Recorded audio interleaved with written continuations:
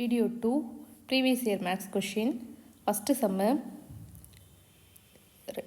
2020 ஜனவரி 1ஆம் தேதி வியாழக்கிழமை எனில் 2021 ஜனவரி முதல் நாள் என்ன கிழமை அப்படின்னு கேட்டிருக்காங்க. If 1st January of year 2020 is Thursday, then what day of week lies on 1st January 2021? இது வந்து calendar sum. இந்த sum செய்யறதுக்கு முன்னாடி ஒரு பேசிக் கான்செப்ட் வந்து பார்க்கலாம். பேசிக் கான்செப்ட் வந்து 1 year அப்படின்னா நம்மளுக்கு எத்தனை டேஸ் இருக்கும்? நார்மல் ஆர்டினரி இயரில் 365 நாட்கள் இருக்குமா? அதே வந்து லீப் இயராக இருந்துச்சுன்னா லீப் இயர்னால் எத்தனை நாட்கள் இருக்கும்? 366 நாட்கள். ஸோ லீப் இயர் எத்தனை வருஷத்துக்கு ஒரு தடவை வரும்? 4 வருஷத்துக்கு ஒரு டைம் வந்து லீப் இயர் வரும். அப்போ அந்த 366வது நாள் என்றைக்காக இருக்கும்? February 29.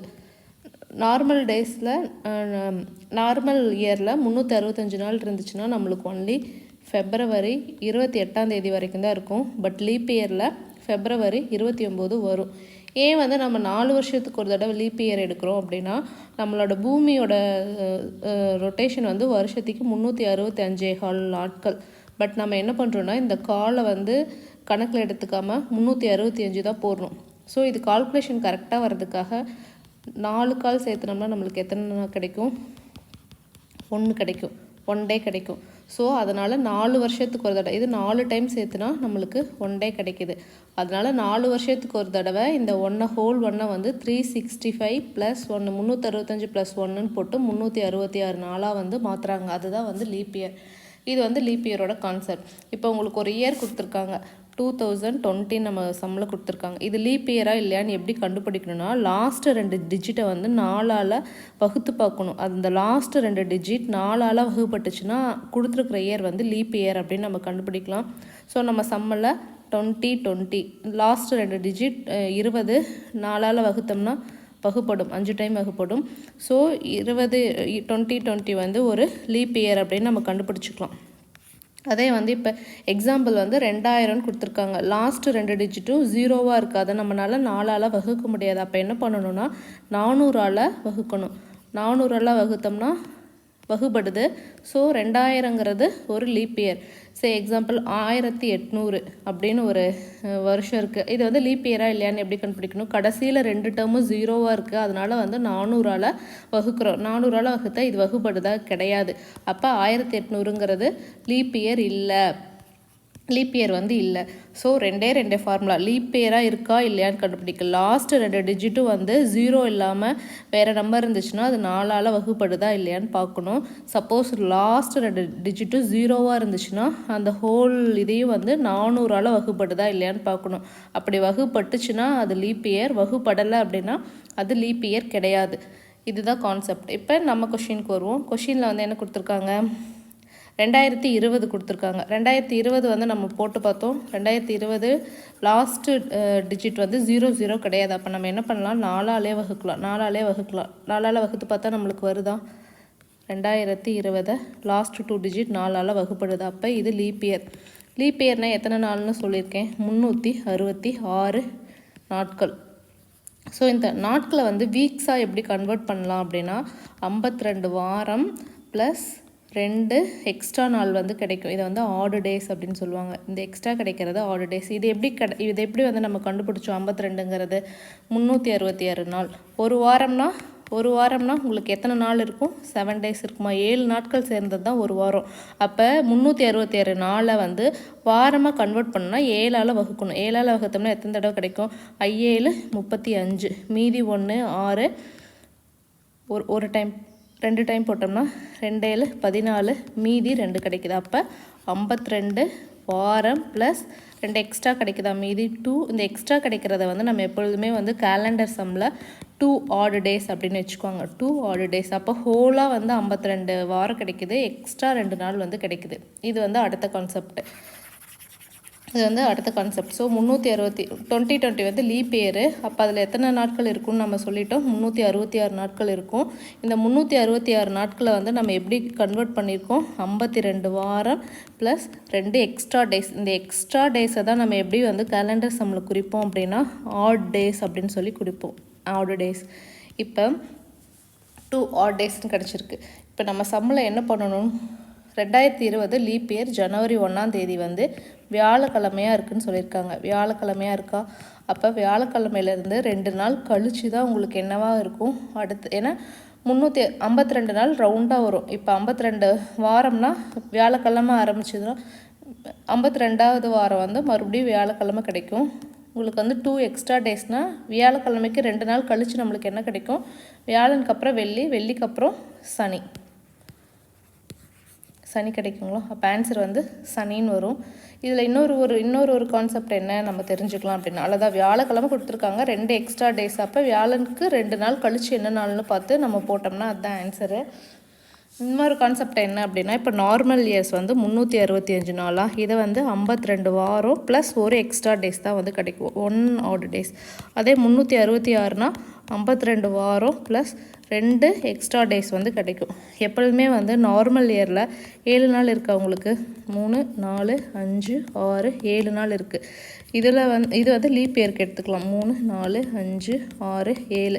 இது வந்து ஆர்டினரி இயரில் ஒரு இயர் வந்து ஸ்டார்ட் ஆகுது. இப்போ வந்து வியாழக்கிழமைன்னு கொடுத்துருக்காங்களா, அப்போ அது எண்டாகிறது வந்து வியாழக்கிழமை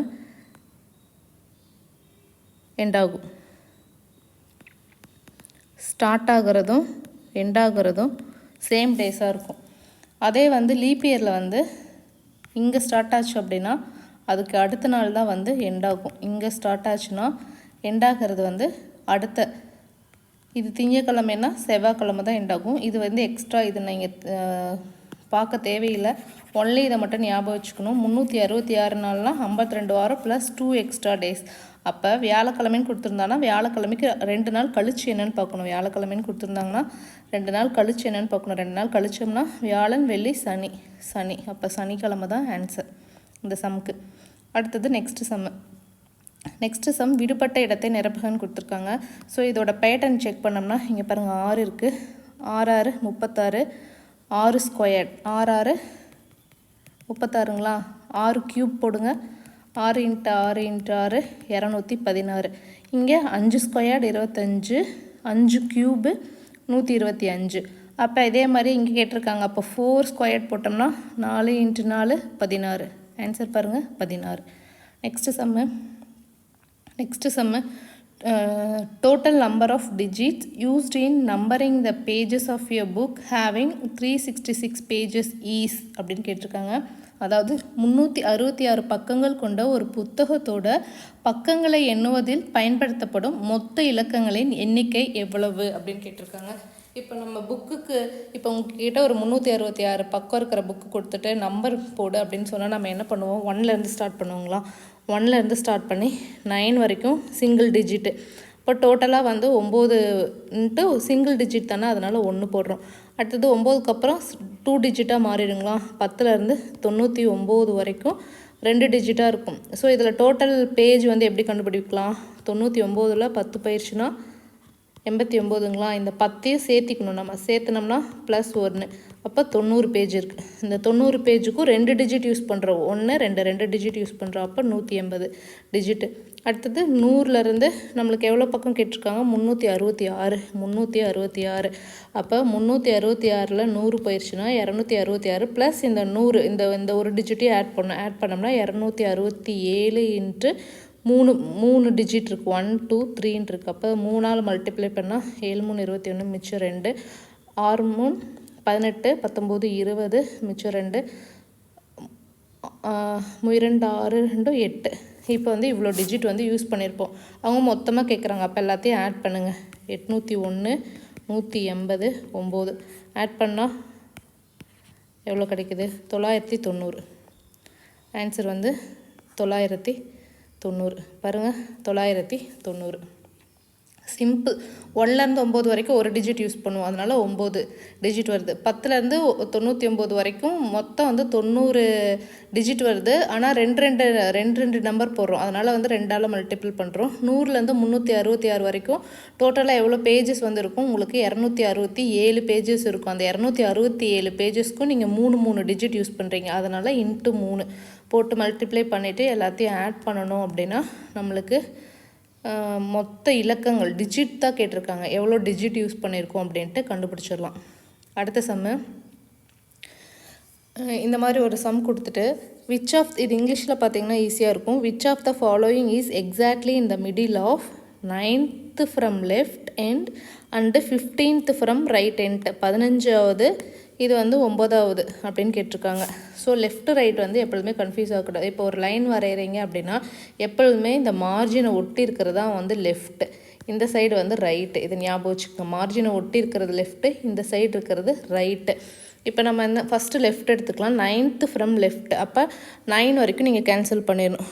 1 2 3 4 5 6 7 8 9 முடிஞ்சுது. லெஃப்ட் வந்து 9 வரைக்கும் எடுத்து சொல்லியிருக்காங்க, முடிஞ்சுது. அடுத்தது ரைட்டு வந்து 15th ஃப்ரம் ரைட் எண்டுன்னு கொடுத்துருக்காங்க. ரைட்டுனா இந்த சைடு தானே ரைட்டு. இதில் வந்து 15வது எடுங்க. 1 2 3 4 5 6 7 8 9 10 11 12 13 14 15 முடிஞ்சுது. இது எல்லாத்தையும் கேன்சல் பண்ணிவிட்டு என்ன கேட்டிருக்காங்க question, which of the following is exactly in the middle என்ன இருக்குதுன்னு கேட்டிருக்காங்க. ஸோ இந்த நம்பரில் எது வந்து மிடில் உட்காந்துருக்காங்க, யார் இப்போ இவ்வளோ பேர் தான் இருக்காங்க, இதெல்லாம் கேன்சல் பண்ணிவிட்டு இந்த கொடுத்துருக்கிற நம்பரில் எவ்வளோ பேர் மிடில் இருக்காங்கன்னு கண்டுபிடிக்கணும். அப்போ என்ன பண்ணலாம், இந்த 5க்கு 5 விட்டுடலாம், இதுக்கு இது விட்டுடலாம். இப்போ மிடில் வந்து இந்த டாலர் சிம்பிள் தான் இருக்குது. இதுதான் ஆன்சர்.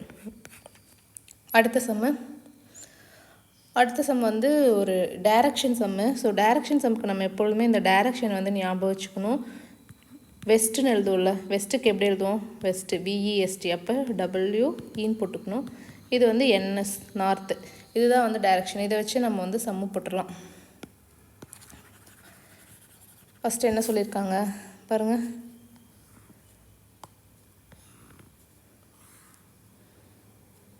இருங்க, சம் வந்து போகிறதுக்கு முன்னாடி இந்த மாதிரி வரைஞ்சி வச்சுக்கலாம், அப்போ தான் ஈஸியாக இருக்கும் உங்களுக்கு. இது வந்து NS, இது வந்து வெஸ்ட்டு, மேற்கு, கிழக்கு. ஃபஸ்ட்டு என்ன சொல்லியிருக்காங்க, ஒரு டாக் வந்து சவுத்தை நோக்கி, இதுதானே சவுத் சைடு, ஸோ இதை நோக்கி 50 ஃபீட் வந்து ஓடி வருதுன்னு சொல்லு. ஸோ இங்கேருந்து ஸ்டார்ட் ஆகுதுன்னு வச்சுக்கலாம். இங்கேருந்து இந்த புள்ளியிலேருந்து ஸ்டார்ட் ஆகுது. 50 ஃபீட் 50 அடி வந்து ஓடி வருதுங்களா. சவுத் டைரக்ஷன், இதுதானே சவுத் டைரக்ஷன். இங்கே வந்து ஓடி வருது 50. ஓடி வந்ததுக்கப்புறம் லெஃப்ட் எடுக்குது. இப்போ நீங்கள் இமேஜின் பண்ணி பார்த்துக்குங்க, இந்த தெற்கு நோக்கி நின்னோம்னா உங்களோட ரைட்டு லெஃப்ட்டு எங்கே வரும்னு யோசிச்சு பாருங்கள். யோசிச்சு பார்த்தா இங்கே லெஃப்ட்டு, இங்கே ரைட்டு வருங்களா. அதுக்கப்புறம் என்ன பண்ணுறாங்க, லெஃப்ட்டில் டர்ன் பண்ணி 20 ஃபீட் வந்து ஓடி ஸ்டாப் ஆகுது. அதுக்கப்புறம் அதோட லெஃப்ட்டு, இப்போ நீங்கள் இந்த ஈஸ்ட்டு நோக்கி இருந்தால் உங்களோட ரைட் வந்து இந்த சைடு, லெஃப்ட் வந்து இந்த சைடு வரும். மறுபடியும் என்ன சொல்லியிருக்காங்க, லெஃப்ட்லேருந்து 7 ஃபீட் வந்து ஓடுது. அப்போ லெஃப்ட் எடுத்து 7 ஃபீட் வந்து ஓடுது. மறுபடியும் இதோட ரைட் வந்து இதுவாக இருக்கும், லெஃப்ட் வந்து இதுவாக இருக்கும். மறுபடியும் 6 ஃபீட் வந்து லெஃப்ட்டு டர்ன் பண்ணி ஓடுது. அதுக்கப்புறம் இப்போ வந்து இதோட ரைட் இங்கே இருக்கும், லெஃப்ட் இங்கே இருக்கும்.